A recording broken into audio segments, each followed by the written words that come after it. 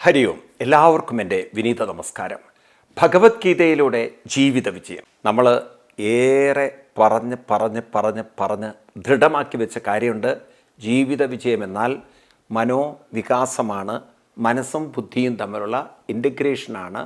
മനസ്സിനെ ബുദ്ധിയോട് ചേർത്തുകൊണ്ട് നാം നമ്മുടെ ജീവിതത്തെ കുറേ കൂടി സ്വന്തം ഉള്ളിൽ തന്നെ കണ്ടുകൊണ്ട് ഉള്ളിൽ നടക്കുന്ന കാര്യങ്ങളെ മനസ്സിലാക്കി അറിവോടുകൂടി പരിവർത്തനം വരുത്തുന്നതാണ്, വികസിപ്പിക്കുന്നതാണ് ഈ യഥാർത്ഥ ജീവിതം. അതിനുള്ള മാർഗദർശനമാണ്, മാർഗദീപമാണ് ഭഗവത്ഗീത. ഇപ്പം ഗീത എന്ന വാക്ക് കേൾക്കുമ്പോൾ മാർഗദർശി, മാർഗദീപം എന്നൊക്കെ നിങ്ങളെപ്പോഴും മനസ്സിൽ ഉറപ്പിച്ചുകൊള്ളണം. കാരണം ഇത് ജീവിതത്തെ വികസിപ്പിക്കാൻ, ജീവിതത്തെ പരിവർത്തനം വരുത്താൻ, ജീവിതത്തെ ഉന്നതമാക്കാൻ, ഉത്കൃഷ്ടമാക്കാൻ, ശ്രേയസ്കരമാക്കാൻ നമുക്ക് വഴിച്ചു തരുന്ന ഉത്തമ മാർഗദർശിയാണ്. ഇപ്പം നമ്മൾ കഴിഞ്ഞ ക്ലാസ്സിൽ കണ്ട ശ്ലോകം ഗീതയിലെ 4-ാം അധ്യായത്തിലെ 36-ാം ശ്ലോകമാണ്. ഞാൻ പറഞ്ഞു, നിങ്ങൾ ഏത് മതസ്ഥരായാലും ഈ ഒരു ശ്ലോകം നിങ്ങൾ ശരിക്കും പഠിക്കണം. കാരണം നിങ്ങൾക്ക് വലിയൊരു മാറ്റമുണ്ടാക്കാൻ ഈ ശ്ലോകം വഴി കാണിക്കും. ആ ശ്ലോകം ഒന്ന് നമുക്ക് വായിക്കാം. എല്ലാ മതസ്ഥരോടും, എനിക്ക് പ്രത്യേകിച്ച് ഹിന്ദു മതത്തേക്കാൾ കൂടുതൽ ഇതര മതസ്ഥരോട് എനിക്ക് പറയാനുള്ളത്, നിങ്ങൾ ഈ ശ്ലോകം നിർബന്ധപൂർവം വായിക്കണം. കാരണം നിങ്ങളുടെ മതചിന്തകളിൽ നിന്ന് വളരെ വ്യത്യസ്തമായ ഒരു കാഴ്ചപ്പാട് നിങ്ങൾക്ക് നിങ്ങൾക്ക് കാണാൻ പറ്റും. അതായത് നിങ്ങൾ എന്തെങ്കിലും അറിഞ്ഞോ അറിയാതെയോ പാപങ്ങൾ ചെയ്താൽ നിങ്ങൾക്ക് നിത്യ നരകമായിരിക്കും. അവിടെ നിന്ന് ഒരിക്കലും പിന്നെ പുറത്തു പോലും കടക്കാൻ പറ്റാത്ത, അതാണ് ഈ ക്രിസ്ത്യൻ മതത്തിലൊക്കെ ഇസ്ലാം മതത്തിലൊക്കെ ഉള്ളൊരു വലിയ പ്രശ്നം. ഈ നരകം എന്ന് പറഞ്ഞാൽ ഒരിക്കൽ എൻട്രി ചെയ്താൽ പിന്നെ പുറത്ത് കിടക്കാൻ പറ്റില്ല, പെർമനൻ്റ്ലി അവിടെയാണ്. സ്വർഗം പെർമനൻ്റാണ്, നിത്യനരകം നിത്യസ്വർഗമാണ്. ഇപ്പം എന്താണ് ഈ സ്വർഗം, എന്താണ് ഈ നരകം? മരണാനന്തരം ഒരു സ്വർഗമുണ്ടോ നരകമുണ്ടോ? ഞാൻ അത്ഭുതപ്പെടുകയാണ്, എങ്ങനെയാണ് ഈ അന്ധമായ കാഴ്ചപ്പാട് മനുഷ്യൻ്റെ ഉള്ളിൽ പോയത്. കഴിഞ്ഞ ദിവസം ഒരു ക്രിസ്ത്യൻ ഇവിടെ ഒരു ക്യാമ്പിന് വന്ന് അദ്ദേഹം ചോദിക്കുകയാണ്, ഈ സ്വർഗവും നരകവും ഇപ്പം മരണത്തിന് ശേഷം എന്തെന്ന്. അപ്പം സ്വർഗവും നരകവും അവരുടെ ഉള്ളിലങ്ങനെ പഠിച്ചുറപ്പിച്ചിരിക്കുകയാണ്. ആളൊരു ഡോക്ടറും കൂടിയാണ്, അതാണ് അതിശയമായത് എനിക്ക്. അപ്പം ഇങ്ങനെ മനുഷ്യൻ്റെ ഉള്ളിൽ സ്വർഗനരകമുണ്ടെന്ന് ഇങ്ങനെ മതപണ്ഡിതന്മാരെന്ന് പറയുന്ന ശരിക്കുള്ള പാമരന്മാർ, കാരണം അവർ പണ്ഡിതരല്ല. കാരണം പണ്ഡിതനെന്ന് പറഞ്ഞാൽ വെറും കിതാബ് ഓതി പഠിക്കുന്നത് എങ്ങനെയാണ് പണ്ഡിതനാവുക? സ്വന്തം ജീവിതത്തിൽ അത് ബോധ്യപ്പെടണം. അവരാണ് പണ്ഡിതർ. പണ്ഡിത എന്ന വാക്കിനർത്ഥം പാണ്ഡിത്യം എന്നത് പുസ്തകത്തിൻ്റെ പാണ്ഡിത്യമല്ല, അത് ശരിയായ അനുഭവജ്ഞാനമാണ്. ഇപ്പം സ്വർഗവും നരകവും എന്താണെന്ന് നമുക്ക് ശരിക്കും ബോധ്യപ്പെട്ടിട്ടില്ല. കിതാബിൽ എഴുതി വെച്ചാൽ അതുപോലെ ഓതുകയാണ്. അത് വഴിതെറ്റിക്കുകയാണ് സമൂഹത്തെ. അപ്പോൾ അദ്ദേഹത്തിൻ്റെ സംശയം ഇതാണ്, മരണാനന്തരം ആത്മാവിന് എന്ത് സംഭവിക്കും? ഞാൻ ചോദിച്ചു അദ്ദേഹത്തിനോട്, നോക്കൂ, മരണം എന്ന് പറഞ്ഞാൽ അബോധാവസ്ഥയിലാണ്. അബോധാവസ്ഥയിൽ മനുഷ്യൻ മരിച്ചാൽ പിന്നെ എന്ത് സംഭവിക്കും എന്നത്, അതിന് ബോധാവസ്ഥ തിരിച്ചു വരണം, അതിന് ശരീരം കിട്ടണം. അപ്പം അത് ശരീരത്തിലേക്ക് തന്നെ വരും. പുനർജന്മം എന്ന് പറയുന്നത് അതാണ്. അല്ലാതെ അത് സ്വർഗത്തിൽ പോവും നരകത്തിൽ പോവും എന്ന് പറയുമ്പോൾ അത് വലിയൊരു വികലമായ കാഴ്ചപ്പാടാണ്. കാരണം സ്വർഗത്തിൽ പോയാലും നരകത്തിൽ പോയാലും അനുഭവിക്കാൻ ശരീരമില്ലെങ്കിൽ നിങ്ങൾക്ക് എങ്ങനെ അബോധാവസ്ഥയിലുള്ള ഒരാൾക്ക് എന്തനുഭവിക്കാൻ പറ്റും? ഞാൻ അദ്ദേഹത്തോട് ചോദിച്ചു, ഒരു അബോധാവസ്ഥയുള്ള ഒരു രോഗി, ഇവിടെ തന്നെ നോക്കൂ, നിങ്ങൾ സ്വർഗത്തിലേക്കും നരകത്തിലേക്കും പോണ്ട. അബോധാവസ്ഥയിൽ ഇരിക്കുന്ന ഒരാൾക്ക്, അയാൾക്ക് എന്തൊക്കെ നരകയാതനകൾ അയാളുടെ ശരീരത്തിന് ഏൽപ്പിച്ചാലും അറിയുന്നുണ്ടോ? ഒരു ചെറിയ ഉദാഹരണം നോക്കൂ. നിങ്ങളെ അനസ്തീഷ്യ തന്ന് അബോധാവസ്ഥയിലേക്ക് കൊണ്ടുപോയി കുത്തിക്കേറി പൊളിച്ചാലും നിങ്ങൾക്ക് എന്ത് വേദന? ഡോക്ടർമാർ നിങ്ങളെ ഹൃദയ ശസ്ത്രക്രിയ ചെയ്യട്ടെ, നിങ്ങളെ വയറിന് ശസ്ത്രക്രിയ ചെയ്യട്ടെ, തലച്ചോറിന് ശസ്ത്രക്രിയ ചെയ്യട്ടെ, ഇതൊക്കെ നടക്കുന്നുണ്ടല്ലോ. വല്ല വേദനയും ആരെങ്കിലും അറിയുന്നുണ്ടോ? പിന്നെ ബോധം വന്നതിന് ശേഷമല്ലേ ഈ തുന്നിക്കൂട്ടിയതിൻ്റെയും മറ്റും അതിന് നിങ്ങൾക്ക് ധാരാളം അവർ സ്ലീപ്പിംഗ് പിൽസും അതുപോലെ പെയിൻ കില്ലറൊക്കെ തരുന്നുമുണ്ട്. അപ്പോൾ ഈ അബോധാവസ്ഥയിലുള്ളവർക്ക് എന്ത് നരകം? നിങ്ങൾ പറയൂ. ഇനി അബോധാവസ്ഥയിലുള്ളവൻ എന്ത് സ്വർഗം? അവൻ്റെ മുന്നിൽ സുന്ദരികൾ നൃത്തമാടി, അവൻ്റെ മുന്നിൽ മദ്യപ്പുഴ ഒഴുകി. What does it matter for him? കാരണം അബോധാവസ്ഥയിലാണ്. ഈ അബോധാവസ്ഥയിൽ മരിക്കുന്നവന് സ്വർഗത്തിലും നരകത്തിലും ബോധമുണ്ടാവണമെങ്കിൽ ശരീരം വേണോ വേണ്ടയോ? അതാണ് എനിക്ക് ചോദിക്കേണ്ടത്. അങ്ങനെ ശരീരം വേണമെന്നുണ്ടെങ്കിൽ ആ ശരീരം എവിടെ നിന്ന് കിട്ടും? അതൊരു അച്ഛനമ്മമാരിൽ നിന്നാണ് കിട്ടുന്നെങ്കിൽ സ്വർഗവും ഭൂമിയും തമ്മിലുള്ള വ്യത്യാസം എന്ത്? What is A difference? അല്ലല്ല, അവിടെ ദൈവം ശരീരം കൊടുക്കും എന്ന് നിങ്ങൾ പറയുകയാണെങ്കിൽ ദൈവം അങ്ങോട്ട് ബോധം കൊടുക്കും എന്നൊക്കെ പറഞ്ഞാൽ എന്തേ ആ ദൈവം ഭൂമിയിൽ അബോധാവസ്ഥയിൽ കിടക്കുന്നവർക്ക് ബോധം കൊടുക്കാത്തത്? എന്തേ ഇവിടെ ദൈവം എത്രയോ പെൺകുട്ടികൾ കല്യാണം കഴിഞ്ഞിട്ട് കുട്ടികളാവാത്തവരില്ലേ? എന്തേ ഇവിടെ ദൈവം അങ്ങനെ ഒരു കുഞ്ഞിനെ കൊടുക്കാത്തത്? അപ്പം ദൈവത്തിന് സ്വർഗത്തിൽ മാത്രമേ നിയമങ്ങളുള്ളൂ എന്നാണോ? അത് ദൈവത്തിൻ്റെ ഒരു കഴിവുകേടല്ലേ? അപ്പോൾ ഇത്ര ദുർബലനാണ്, ഭൂമിയിലൊന്നും ചെയ്യാൻ പറ്റാത്ത ദൈവം സ്വർഗത്തിൽ മാത്രം ചെയ്യാൻ പറ്റുന്നൊരു ദൈവത്തെ അതാണോ നിങ്ങൾ വിശ്വസിക്കുന്ന ദൈവം? പിന്നെ നിങ്ങൾ സർവജ്ഞൻ, സർവശക്തിമാൻ എന്നൊക്കെ വിളിക്കുന്നതിന് എന്തർത്ഥമുണ്ട്? അതുകൊണ്ട് ദൈവ കാഴ്ച വികലമാക്കരുത്. ഇതൊക്കെ അന്ധമായ മതം പഠിച്ചവർക്കുള്ള വിവരദോഷത്തരങ്ങളാണ്. ഒരാൾ മരിക്കുമ്പോൾ അബോധാവസ്ഥയിലാണ്, അബോധാവസ്ഥയിൽ തന്നെയാണ് അയാൾ മരിക്കുന്നത്. അത് കഴിഞ്ഞിട്ട് അയാൾക്ക് ബോധാവസ്ഥ ഉണരണമെങ്കിൽ അയാൾക്കൊരു ശരീരം വേണം. ഇത് നിങ്ങൾ ഇവിടെ വെച്ച് തന്നെ സ്വന്തം ജീവിതത്തിൽ ബോധ്യപ്പെട്ടാൽ ഒരു മത ചിന്തകനും വികലമാക്കാൻ നിങ്ങളുടെ ജീവിതത്തെ സാധ്യമല്ല. നിങ്ങളതിനെ അനുവദിക്കില്ല. കാരണം നിങ്ങൾക്ക് വ്യക്തമായ ധാരണയുണ്ട്, അറിവുണ്ട്, നിങ്ങൾക്ക് മനസ്സിലാവും ജീവിതത്തെ. അപ്പം അതുകൊണ്ട് നാം മനസ്സിലാക്കുക, നാം ഇവിടെ ജീവിച്ചിരിക്കുമ്പോൾ നമുക്ക് നമ്മുടെ ജീവിതത്തെ സ്വർഗീയമാക്കാൻ പറ്റുമോ? അതാണ് എൻ്റെ ചോദ്യം. അതാണ് ഗീത ചോദിച്ചത്, അതാണ് കൃഷ്ണൻ ചോദിക്കുന്നത്. നിങ്ങൾക്ക് ഇവിടെ ജീവിക്കുമ്പോൾ ജീവിതത്തെ സുന്ദരമാക്കാൻ സാധിക്കുമോ? കൃഷ്ണൻ പറയുന്നു സാധിക്കും. ഭാരതത്തിലെ ഗുരുക്കന്മാർ പറയുന്നു സാധിക്കും. അപ്പം അതിനെന്ത് വേണം? അതിനാണ് ഈ ശ്ലോകം നിങ്ങളോട് പഠിക്കാൻ പറഞ്ഞത്. ഈ ശ്ലോകം നിങ്ങൾക്ക് വഴി കാണിക്കുന്നത്. ആ ശ്ലോകം ഒന്നുകൂടി നമുക്ക് ചൊല്ലാം.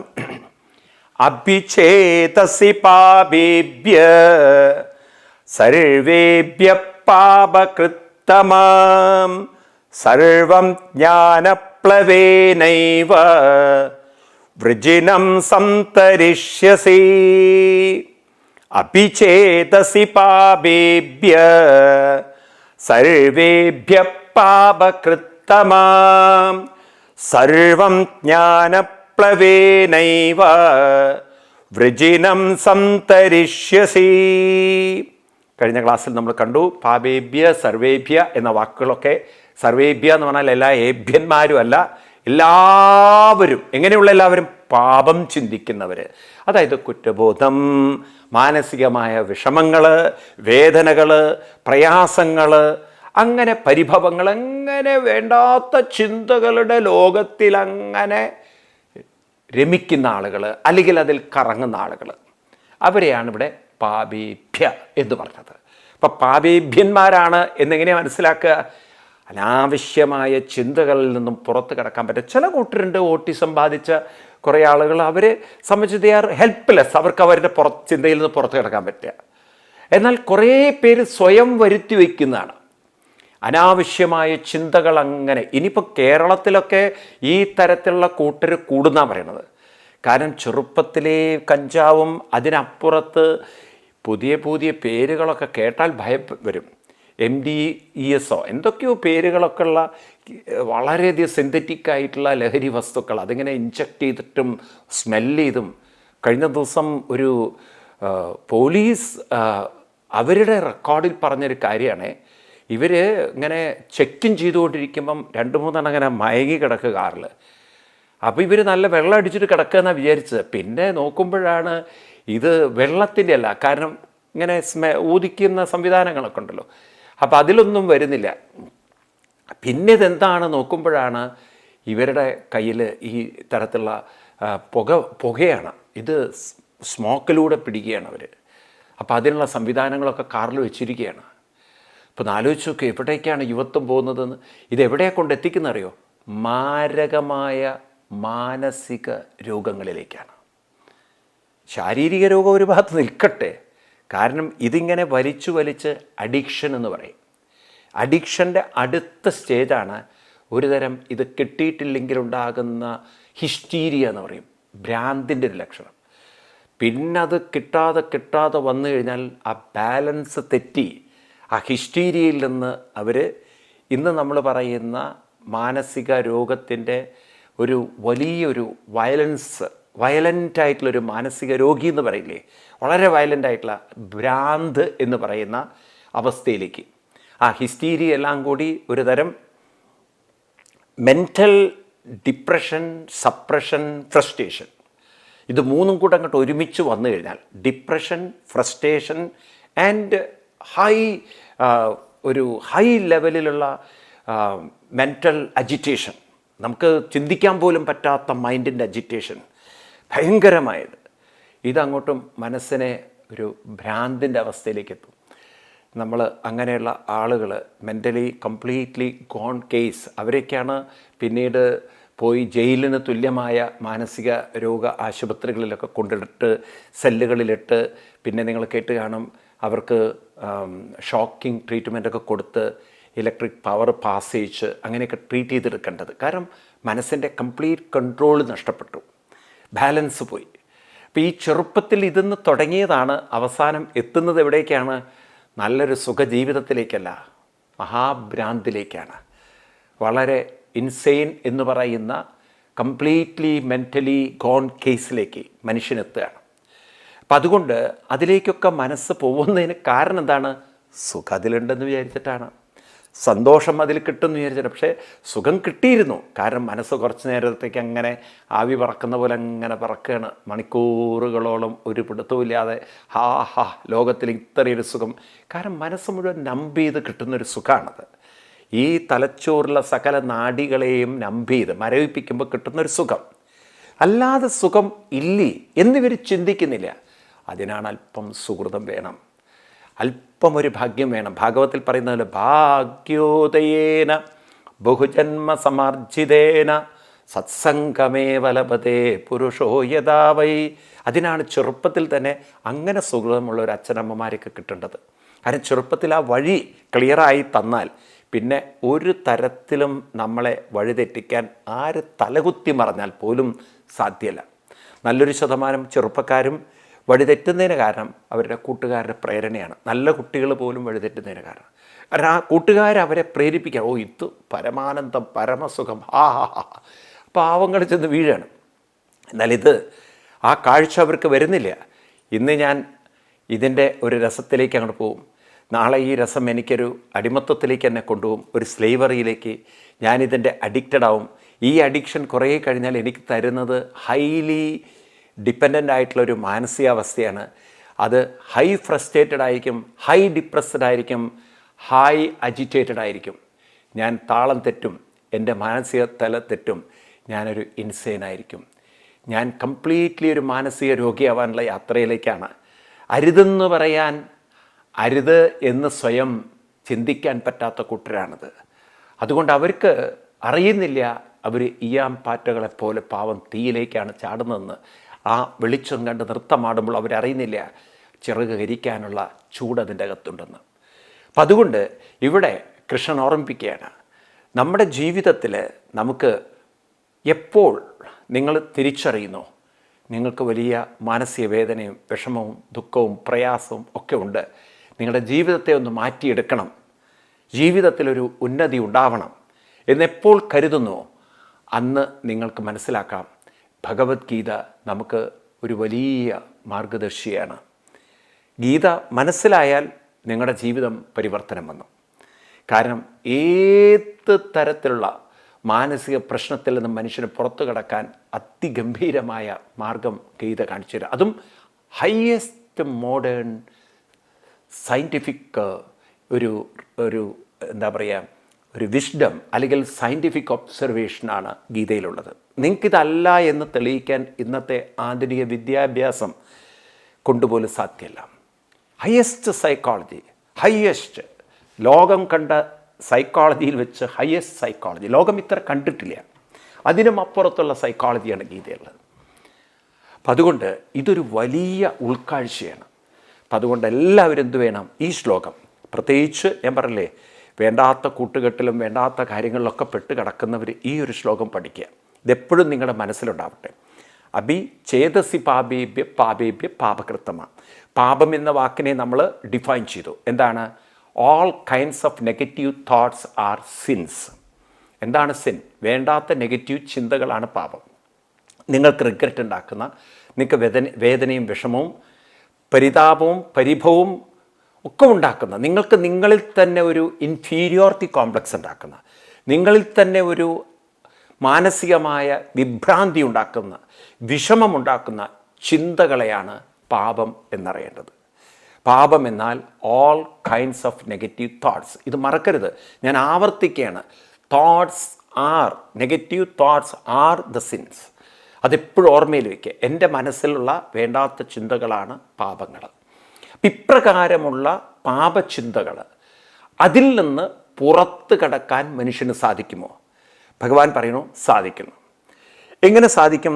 സർവം ജ്ഞാനപ്ലവം, ജ്ഞാനമാകുന്ന തോണിയിൽ കയറിയാൽ നിങ്ങൾക്ക് ഈ പാപത്തിൽ നിന്നും പുറത്ത് കിടക്കാം. ഏത് ജ്ഞാനത്തിലാണ് കയറേണ്ടത്?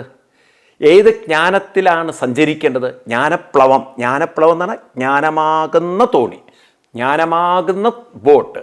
ഞാൻ കഴിഞ്ഞ ക്ലാസ്സിൽ പറഞ്ഞു, പ്ലവം എന്നതിന് തോണി, ബോട്ട് അഥവാ ഷിപ്പ്, അങ്ങനെ പല അർത്ഥങ്ങളുണ്ട് സന്ദർഭോചിതമായിട്ട്. ഇപ്പം ഇവിടെ ജ്ഞാനമാകുന്ന കപ്പലിൽ, ഈ വാക്ക് കേൾക്കുമ്പോൾ നിങ്ങൾ നാരായണ ഗുരുദേവൻ്റെ ദൈവദശകം ഓർക്കുന്നുണ്ടോ?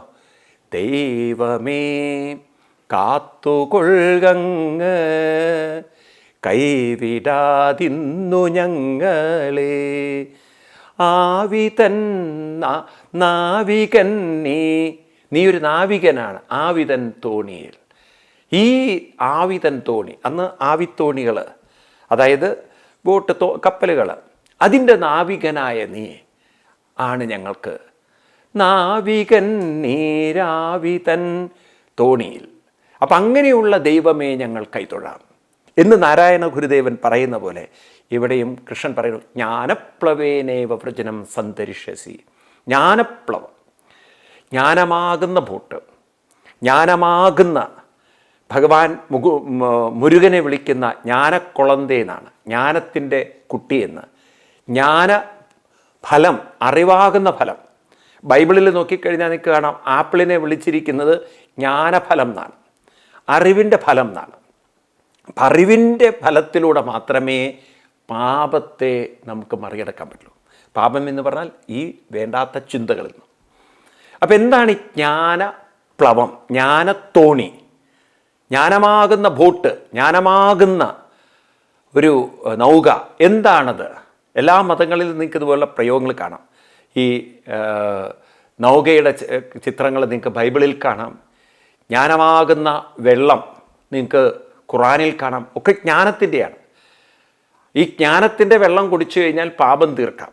അതാണ് നിങ്ങൾ കണ്ടു കാണും, ഈ മക്കയിൽ പോയി എല്ലാവരും എന്താണ് ഹജ്ജ് ചെയ്ത് കഴിഞ്ഞിട്ട് വരുമ്പം അവിടുന്ന് സംസം വെള്ളം കൊണ്ടുവരും.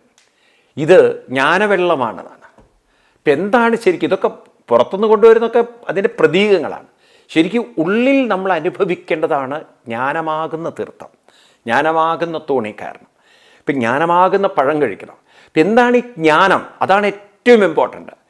ഈ ജ്ഞാനം എന്ന് പറയുന്നത് പുസ്തകജ്ഞാനം അല്ല. അതാദ്യം മനസ്സിലാക്കുക. It's not the knowledge from the book, nothing to do with the book. പിന്നെന്താണ് ജ്ഞാനം?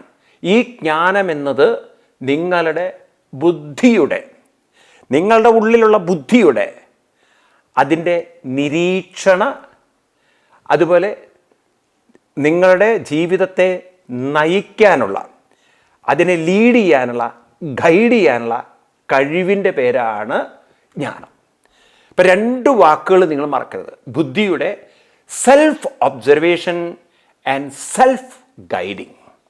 നിങ്ങളെ നിരീക്ഷിക്കാനും നിങ്ങളെ നിർദ്ദേശിച്ചുകൊണ്ട് നിങ്ങളെ നയിക്കാനുമുള്ള കഴിവിൻ്റെ പേരാണ് ജ്ഞാനം. ജ്ഞാനം is not something we are gaining from the book. ജ്ഞാനം is that which we are developing within ourselves. That is, first one is the self-observation and second is the self-transformation. നമ്മളൊന്ന് നമ്മളെ നിരീക്ഷിക്കുന്നു. അപ്പം എന്താണ് ഈ നിരീക്ഷണം? എന്താണ് ഈ ട്രാൻസ്ഫോർമേഷൻ അഥവാ സെൽഫ് ഗൈഡിങ്? നമ്മളെ ഗൈഡ് ചെയ്യുന്നു. വളരെ നിങ്ങൾ ആഴത്തിൽ പഠിച്ചാൽ നിങ്ങൾക്ക് നിങ്ങളുടെ സകല മനോവിഷമങ്ങളിൽ നിന്നും പുറത്ത് കിടക്കാം. മനുഷ്യൻ്റെ ബുദ്ധിക്ക് ഏറ്റവും വലിയൊരു പ്രത്യേകത എന്ന് വെച്ചാൽ ഉള്ളിൽ നടക്കുന്ന മനോവികാരങ്ങളെ അതിന് കാണാൻ സാധിക്കും. The best and the highest and the super scanning system എവിടെയാണെന്ന് ചോദിച്ചു കഴിഞ്ഞാൽ നമ്മളിൽ തന്നെയാണ്. ഇപ്പം ഇപ്പം നമ്മുടെ ഉള്ളിൽ നടക്കുന്ന മനോവ്യാപാരങ്ങളെ തിരിച്ചറിയാനുള്ള കഴിവ് നമ്മുടെ ബുദ്ധിക്കുണ്ട്. ഇതിലും വലിയൊരു സ്കാനിങ് ലോകത്തിലില്ല. അതുകൊണ്ടാണ് നമ്മൾ പറയില്ല, എനിക്ക് വല്ലാത്ത കുറ്റബോധം തോന്നുന്നു, എനിക്ക് വല്ലാത്ത വിഷമം തോന്നുന്നു, എൻ്റെ മനസ്സ് വളരെ ഡിപ്രസ്ഡാണ്, എനിക്ക് വലിയ വിഷമം. ഇതെങ്ങനെ അറിഞ്ഞു? How do you know that? നിങ്ങളുടെ ബുദ്ധി നിങ്ങളെ നിരീക്ഷിക്കുന്നുണ്ട്. ഈ ക്യാമറ നിങ്ങളുടെ ഉള്ളിലാണ്. പുറത്തുള്ളൊരു കാഴ്ച, ഇപ്പോൾ സൂര്യൻ കാർമേഘത്തിൽപ്പെട്ടിരിക്കുകയാണ്, നിങ്ങൾ പറയും സൂര്യനെ കാണുന്നില്ല. അല്ലെങ്കിൽ നിങ്ങൾ നോക്കും ഭയങ്കര വെയിൽ. ഇപ്പം നിങ്ങൾ നിരീക്ഷിച്ചുകൊണ്ടാണ് പറയുന്നത്, അനുഭവിച്ചുകൊണ്ടാണ് പറയുന്നത്. ഇതുപോലെ നിങ്ങളുടെ ഉള്ളിൽ നടക്കുന്ന മനോവിഷമങ്ങളെ നിങ്ങൾ നിരീക്ഷിക്കുന്നുണ്ട്, നിങ്ങൾ അനുഭവിക്കുന്നുണ്ട്. അതുകൊണ്ടാണ് നിങ്ങൾക്ക് പറയാൻ പറ്റുന്നത്, I am so unhappy, I am so miserable, I am so frustrated, I am so depressed, I am so tensed. ഇതൊക്കെ എങ്ങനെ നിങ്ങൾക്ക് പറയാൻ സാധിച്ചു? കാരണം ഇത് നിങ്ങൾ അറിയുന്നതുകൊണ്ട്. ആരാ അറിയിക്കുന്നത് നിങ്ങളെ? Who is knowing that? ഇതാരാ അറിയുന്നത്? കണ്ണ് കാണുന്നുണ്ടോ നിങ്ങളുടെ ഉള്ളിൽ നടക്കുന്ന വിഷമങ്ങളും വേദനകളും? ഇതൊരു മറ്റൊരാൾ പറഞ്ഞിട്ടാണോ നിങ്ങൾ അറിയുന്നത്? So you know it because your brain or your mind, here mind means your conscious mind. അപ്പോൾ ഇത് അനുഭവിക്കുന്നത് sub conscious mind. So your conscious mind and sub conscious mind. Conscious mind contain intellect and sub conscious mind contain all kind of thoughts, emotional thoughts. അപ്പം നിങ്ങളുടെ emotional തോട്ട്സുകളൊക്കെ sub conscious മൈൻഡിലാണ്. ആ sub conscious മൈൻഡിൽ നടക്കുന്ന കാര്യങ്ങളൊക്കെ conscious mind എന്ന് പറയുന്ന ബുദ്ധി കാണാൻ സാധിക്കും.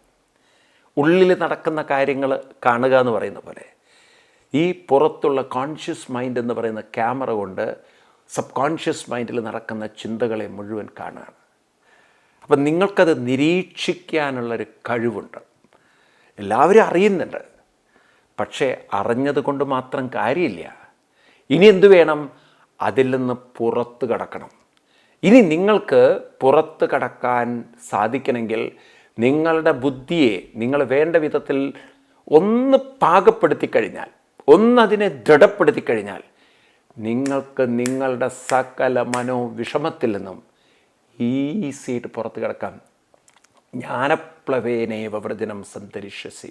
നിങ്ങൾക്ക് ജ്ഞാനമാകുന്ന ബോട്ടിൽ കയറിക്കൊണ്ട് നിങ്ങളുടെ ദുഃഖ ദുരിത വിഷമങ്ങളിൽ നിന്നും പുറത്ത് കിടക്കാം. അപ്പം ആ ഒരു ശക്തി അത് നിങ്ങൾക്ക് കണ്ടെത്താൻ സാധിക്കണം. അത് നിങ്ങൾക്ക് ഡെവലപ്പ് ചെയ്യാൻ സാധിക്കും. കണ്ടെത്തുക പറഞ്ഞാൽ യു ക്യാൻ ഡെവലപ്പ് ഇറ്റ്. നിങ്ങളുടെ ഉള്ളിൽ അത് ഡെവലപ്പ് ചെയ്യാൻ പറ്റും. അപ്പം ആ ശക്തിയെ ഡെവലപ്പ് ചെയ്യാത്ത ആളുകൾക്കാണ് അവരെ സബ് കോൺഷ്യസ് മൈൻഡ് വളരെ സുപ്പീരിയറായിട്ട്, ഇൻഫ്ലുവൻഷ്യലായിട്ട് അവരെ വളരെയധികം സ്വാധീനിക്കുന്നതും അവരുടെ ജീവിതത്തെ വളരെയധികം തകർക്കുന്നതും. നിങ്ങൾ ചെടികളൊക്കെ വളർത്തുന്ന ആളുകൾക്ക് മനസ്സിലാവും, ചെടികളിൽ എന്തെങ്കിലും മഞ്ഞളിപ്പ് വന്നു കഴിഞ്ഞാൽ നിങ്ങളതിന് വേണ്ട പ്രതിവിധി ചെയ്തിട്ടില്ലെങ്കിൽ ആ മഞ്ഞളിപ്പ് കൂടിക്കൂടി ആ ചെടി നശിച്ചു. ഇതുപോലെ തന്നെ നിങ്ങൾ കാണും പല ഫംഗൽ ഇൻഫെക്ഷൻ വന്ന ചെടികളുടെ കമ്പുകൾ ഉണങ്ങിപ്പോകുന്നു. അപ്പം അതിന് ഈ തുരിശ് എന്നൊക്കെ പറയുന്ന സാധനം അടിച്ച് മാറ്റിയെടുക്കുന്ന പോലെ നിങ്ങൾ ഈ മനസ്സിൽ വരുന്ന ഇത്തരത്തിലുള്ള വൈറസ് ചിന്തകൾ, അതായത് അനാവശ്യമായ ചിന്തകൾ, ഇത് നമ്മുടെ ജീവിതം ഉണക്കിക്കളയും നമ്മളാരും അറിയില്ല. അപ്പം അതുകൊണ്ട് നമ്മുടെ മനസ്സിൽ അനാവശ്യമായ ചിന്തകളുണ്ട്, ഉറപ്പാണ്. ചിന്തിക്കരുതെന്നൊക്കെ പറയാൻ എളുപ്പമാണ്, പക്ഷെ ചിന്തകളുണ്ട്. ഈ ചിന്തകളിൽ നിന്നും കരകയറണം. അതാണ് പാപത്തിൽ നിന്നുള്ള മുക്തി. പാപത്തിൽ നിന്നും പുറത്ത് കിടക്കുക എന്ന് പറഞ്ഞാൽ ഡെസ്റ്റിനിയെ നമ്മൾ മാറ്റണം. അതിനെ നമ്മൾ കംപ്ലീറ്റ്ലി നമ്മൾ മാറ്റണം. ഡെസ്റ്റിനി മാറ്റണമെങ്കിൽ നിങ്ങൾക്കൊരു ഡെസ്റ്റിനേഷൻ വേണം, അല്ലെങ്കിൽ നിങ്ങൾ ഡെസ്റ്റിനിയിൽ കിടന്ന് കറങ്ങും. നിങ്ങൾക്ക് വിധി വേണോ? നിങ്ങൾക്ക് നിങ്ങളുടെ ജീവിതത്തിൽ വഴി വേണോ? ഒരു ഡെസ്റ്റിനേഷൻ വേണോ? വഴിയുള്ളവർക്ക് വിധി തടസ്സമല്ല. വഴിയില്ലാതെ പോകുന്നവർക്കാണ് ഡെസ്റ്റിനി പറയുന്ന വഴിയിലൂടെ പോണ്ടി വരിക. നിങ്ങൾ നോക്കൂ, പാടത്ത് വെള്ളം നിറയും മഴക്കാലത്ത്. നിങ്ങളതിന് പോവാൻ വരമ്പുകളിലൂടെ ഈ പല കൃഷിക്കാരും ചെയ്യുന്നതെന്ന് വെച്ചാൽ വയലുകൾക്കിടയിൽ ഈ വെള്ളത്തിന് പോകാനുള്ള ചാലുകളുണ്ടാക്കും. അവർ പരസ്പരം സഹകരിച്ചിട്ട്. പിൽക്കാലത്ത് എന്തു പറ്റിയെന്ന് വെച്ച് കഴിഞ്ഞാൽ കേരളത്തിൽ സ്വാർത്ഥരായപ്പോൾ മനുഷ്യൻ ആ സ്ഥലം കൂടി വെട്ടിപ്പിടിച്ച് അവനവൻ്റെ വയലാക്കി. അപ്പോൾ ഓരോ പാടത്തും വെള്ളം നിറഞ്ഞാൽ പിന്നെ മറ്റവൻ്റെ കൃഷി നശിച്ചു. ഇപ്പോൾ ഈ കുട്ടനാട്ടിലൊക്കെ സംഭവിക്കുന്ന ഒരുപാട് ദുരന്തം ഇതിൽ നിന്നുണ്ടായത് കൂടിയാണ്. പണ്ട് കാലത്ത് വെള്ളത്തിന് പോകാനുള്ള സംവിധാനങ്ങളുണ്ടായിരുന്നു. അത് റോഡ് കെട്ടിയിട്ടും അതുപോലെ തന്നെ ഉള്ള തോടുകളുടെ വീതി കുറച്ചും ഉള്ള വരമ്പുകൾക്കിടയിലൊക്കെ വെള്ളം പോകുന്നതൊക്കെ ആളുകൾ വെട്ടിപ്പിടിച്ചും അവരുടെ സ്വാർത്ഥതയിലേക്കായപ്പം വെള്ളത്തിന് പോകാൻ വഴിയില്ല. അപ്പം വെള്ളം ഒരു ഭാഗത്ത് നിന്ന് പറഞ്ഞാൽ മറുഭാഗത്ത് വെള്ളം കയറി അത് നശിക്കും. ഇതുപോലെ മനുഷ്യൻ്റെ മനസ്സിലും അനാവശ്യമായ ചിന്തകൾ വന്നാൽ സ്വന്തം ജീവിതവും മറ്റുള്ളവരുടെ ജീവിതവും തകർക്കും. അപ്പം അതിന് നമുക്ക് വേണ്ടത് എന്താണ്? ബുദ്ധിക്ക് പോവാൻ ഒരു വഴി നമ്മൾ തിരഞ്ഞെടുത്ത് ആ വഴിയിലൂടെ വളരെ വ്യക്തതയോടെ, ധൃതയോടെ, കൃത്യതയോടെ നിങ്ങൾ യാത്ര ചെയ്യാൻ തയ്യാറുണ്ടോ? പാപത്തെ മറികടക്കാം. ബുദ്ധി വഴി, അവർക്ക് പാപത്തെ മറികടക്കാം. ആ ബുദ്ധിയുടെയും വഴിയുടെയും വിവരം നമുക്ക് അടുത്ത ക്ലാസ്സിൽ നോക്കാം. അതുവരെ എല്ലാവർക്കും നന്ദി, നമസ്കാരം, പ്രണാമം.